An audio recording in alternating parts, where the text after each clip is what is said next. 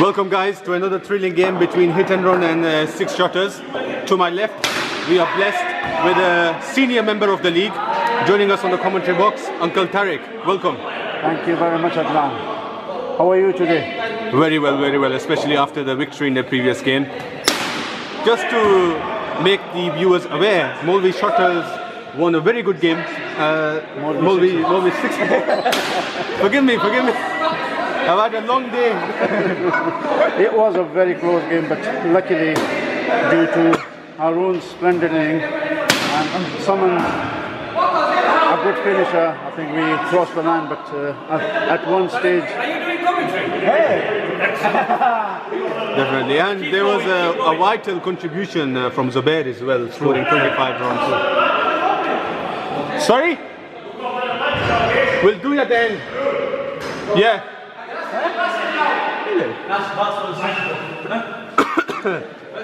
Six Shotterz have won the match and won the toss and decided to bowl first. Please forgive me for these flaws here. This is why we have the senior gentleman to my left to correct me for these errors. I'm looking forward to this cracking battle between Hit and Run and Six Shotterz. Definitely, there are claims that Six Shotterz possess the best bowling attack in this league and Hit and Run the best batting attack. Mazhar Sharif is on. That's a good shot to fine leg. This shot is very unique to Mazhar, the way he shifts himself on the crease. There is no other player in the league who uses this technique. I think Mazhar is one of the best player in YMA. Definitely. And I feel Shadab is one of the most accurate bowlers in YMA as well at the same point. He is definitely, no, without any doubt. It's going to be very interesting how he tackles the left-hand batsman here. Oh, good shot by Azahat. 2 runs. I always feel Azahat has a lot of potential, but he plays 1 or 2 good shots and he messes up after that. He loses his focus.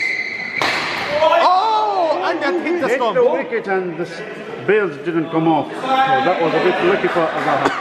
This has happened many times and the committee is going to actually look into this. We're going to experiment with the ball and see which bails are most appropriate in these conditions. Yes, it happened twice in the first game. And shot. Oh, what a shot! What a start! Powerfully struck. 4 runs through middle. We bear witness to the raw power that Azahat possesses. Oh, and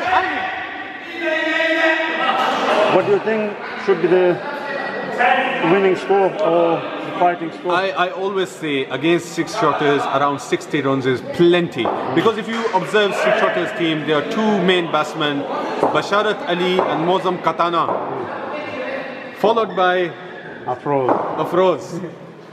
And Afroz is not... Oh, what a risky run. Fielding error there. And Afroz is not as consistent as the previous 2 batsmen I mentioned. So the whole batting lineup is heavily reliant upon those 2 individuals. Yes.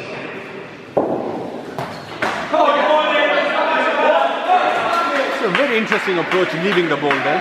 I can completely understand. They already have a run rate of 9.2, so wow. It's hard to pick Bosch's hand, you know, because many batsmen they struggle with it's coming in or out. Definitely. I believe he's slightly too short here as well. He needs to pitch it up a little bit more. Azad is not the best player of spin.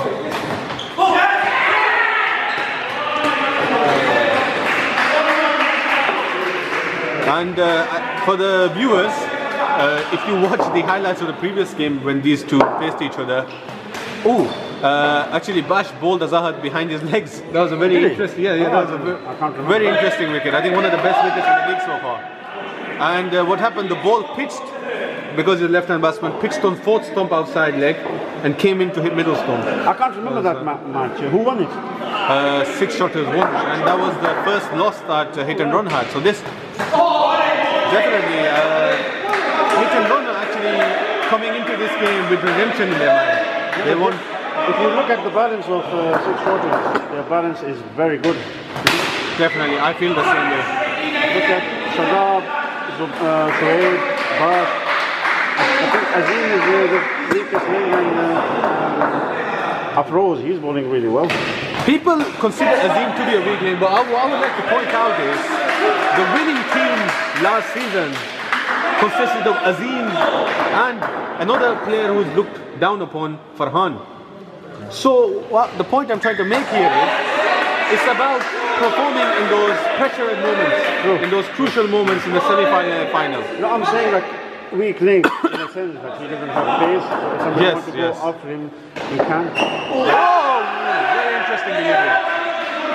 But then again, with his variety, it's not very easy to put and away. he is a formidable fielder in that region. I think he's considered one of the best fielders because he puts his body on the line, and with such a large surface area, it's very difficult to actually get the ball past him. So, what's going on? Forgive me for that, spectators or viewers. 15 for 0 after 3 overs. So very good start. A solid start. No loss of wickets. Run rate of 5. I think Hit and Run will be very pleased with this. I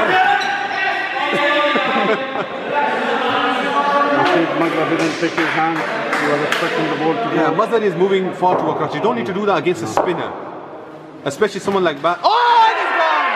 Mazhar walks. What a brilliant delivery. That was a big wicket, Adnan. What do you think? A huge impact wicket because Mazhar Bhai is really a run machine for Hit and Run.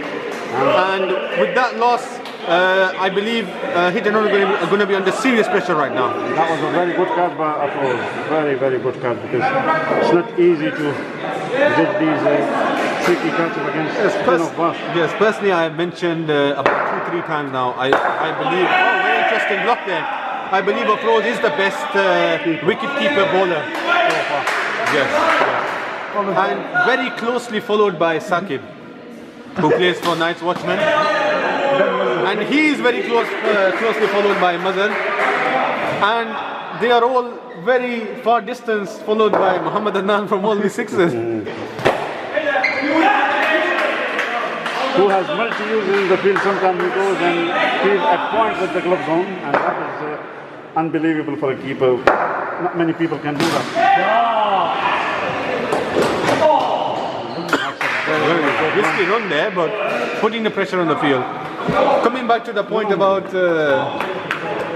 wicket-keeper losing the balance there. Are you okay? We should have both a chair for our senior commentator. After 4 overs, the score are on Adnan? They are on 19 for 1. 19 for 1. So run rate has dropped, not significantly, but by 0.2, and now it's on 4.8. Still power play to come, so hopefully they'll take the run rate. And another key player, I would like to point out something a little comical here. The bat that the player you see on the screen using, Hamza, is actually injured at the bottom, it's broken. But he has got so used to this bat, he refuses to use any other bat. Really? Such is his loyalty to the bat that he uses. The only thing he changes on the bat is the grip. He's an individual who I played cricket for about half a decade now, and he has been using that same bat throughout this time. I think sometimes cricket is a funny game. Small things they play on your mind.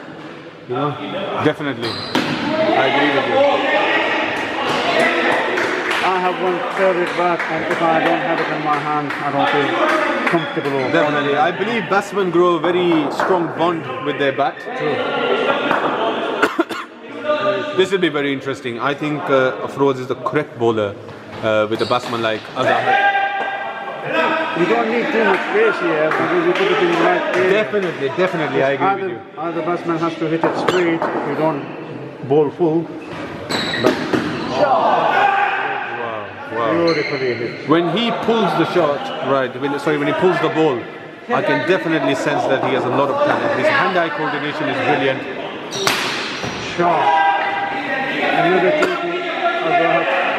The only thing that stops him from performing to his potential, first of all, I would like to mention that both the players on 11 runs and there's 26 for 1 after 5 overs. The only thing that's stopping Azhar to fully utilize his potential is his lack of game awareness. He doesn't know when he needs to block. Yes. Potential is there, but I think it will come with time. He's still very young, so it's the maturity that needs to be also there. With time and when he keep playing for a longer time with different players, you know, and gain some experience, hopefully in the years to come, we might see that. Yes, definitely, I agree with you. Yeah. What I find quite interesting is Shadab has only bowled 1 over. Albeit he did go for 10 runs in that over. Okay. So Bashar, it's very, very strange because normally he's a very consistent bowler. Normally bowling with the economy of 2 or 3. Bowler of his very bizarre fielding by Mozam there, not looking and throwing the ball behind his back. Very unprofessional. That's 4 runs. Yeah, it hit the running batsman luckily, or should I say fortunately for... Run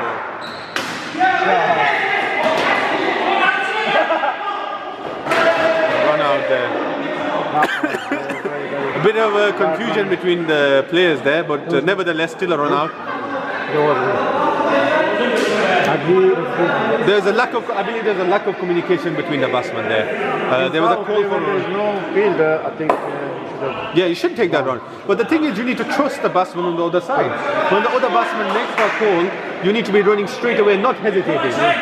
The key is the moment you hesitate, you're putting the fielding team in the advantage.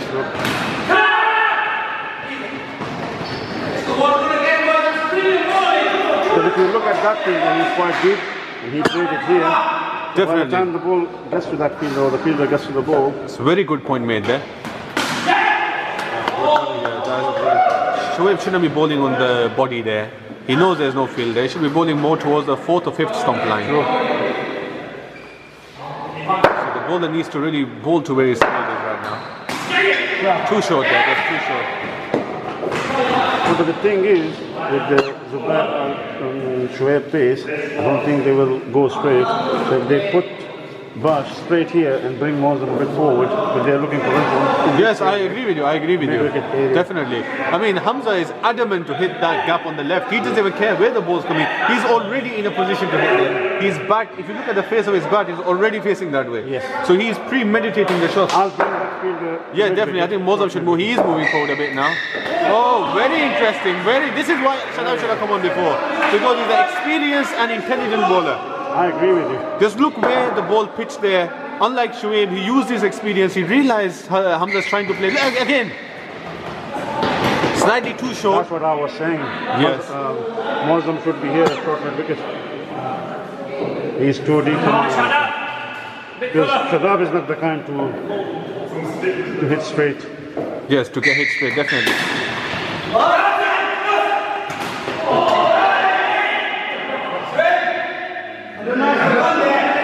Lack of communication between the fielders here. They really need to make sure which side they are falling to. Oh, that's a good play. Hamza losing balance there.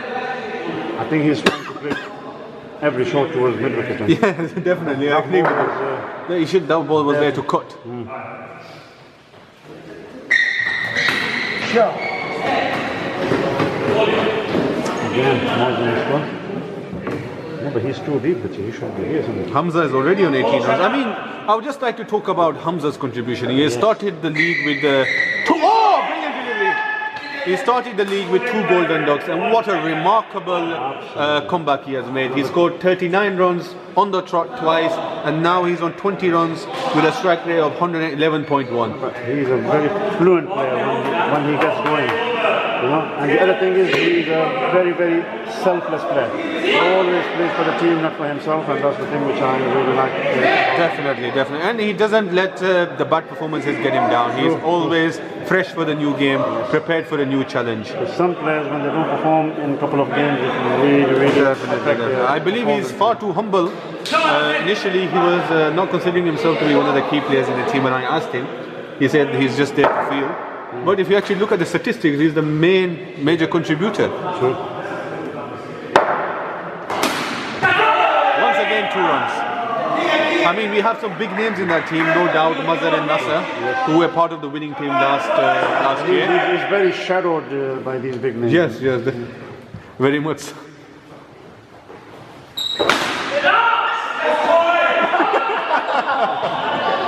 Cricket is a very funny game. I think personally, Maza is one of the very best player of indoor cricket, you know. Yes, definitely. Very creative, very thinking cricket.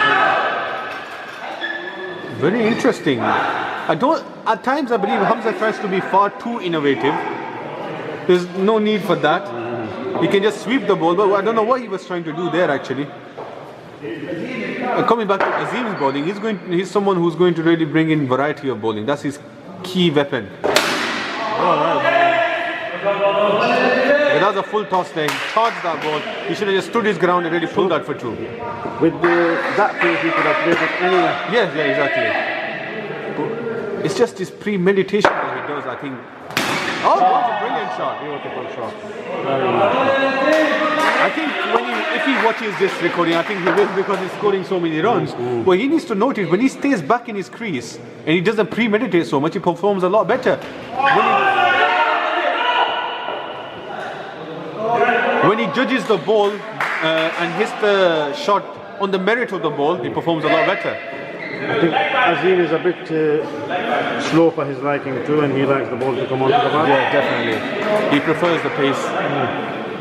But then again, Azim is very, very clever with his very witty, intelligent person. He definitely tries to play games with the batsman. Nasser focused as ever, rotating the bat vigorously in his hands.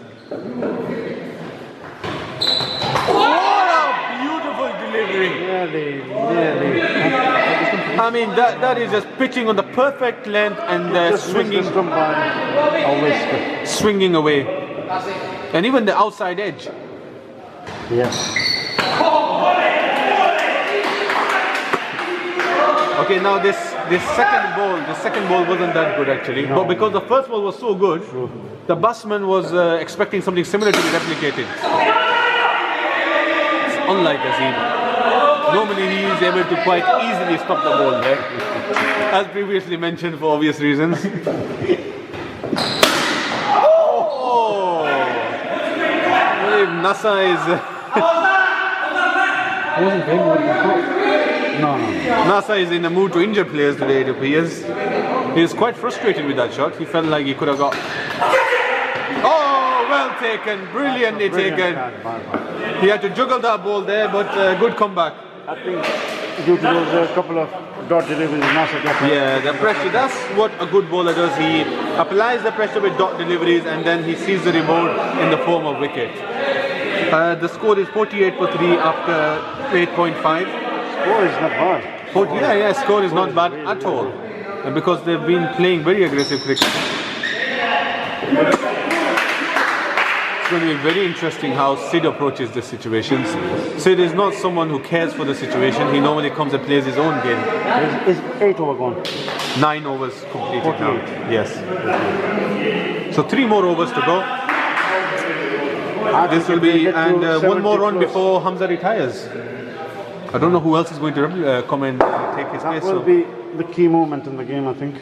Well, I think he will stay on because I don't think there is another player to replace.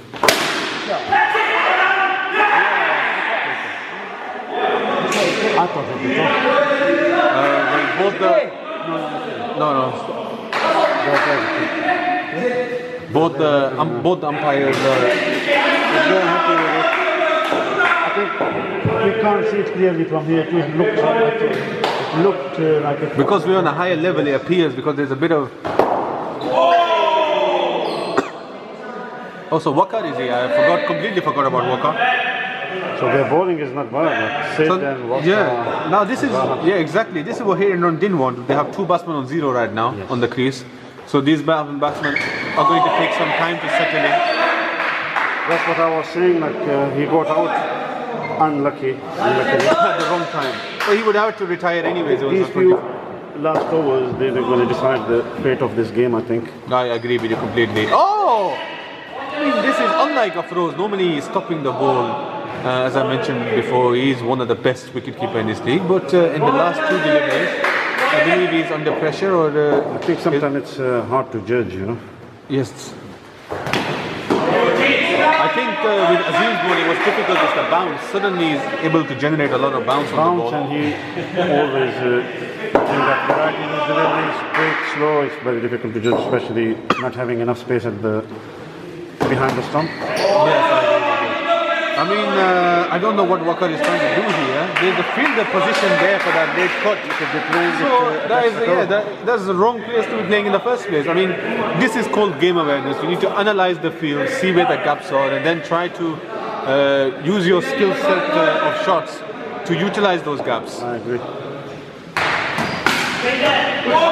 Brilliantly taken. I mean, the viewers were unfortunate not to see that block by Azim there.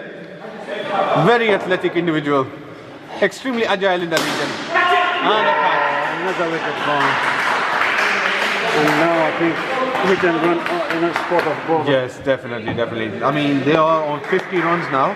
And I mentioned at the start of the game that 60 would be an ideal target because, and the reason for this is because of the form that Mozam Katana is in right now. He's in good form. He has taken the team over the line in the previous 2 games. I know in cricket you can't premeditate anything, but again, 50 runs seems a bit on the shorter side. Yes, I agree with you. And another thing to be noted is Shoaib has started to show good form in the bat as well, so that'll be very interesting. I would be interested in seeing Shoaib promoted up the order. Oh, good shot. And I'll be very much looking forward to this run chase. I feel like Molvi Sixers missed out when they faced him. They should have utilized their field in a similar manner, not got under pressure. And put up a better performance. Hit and run were able to score 100 plus runs against Molvi Sixers. So I think they should watch this game very closely and learn. Are we playing them next week? I believe so. I'm unsure. Shadab returns for the final over. And he's gone. Thank you guys. The score is 50. All out. 11 overs bowled. We'll see you in the next innings.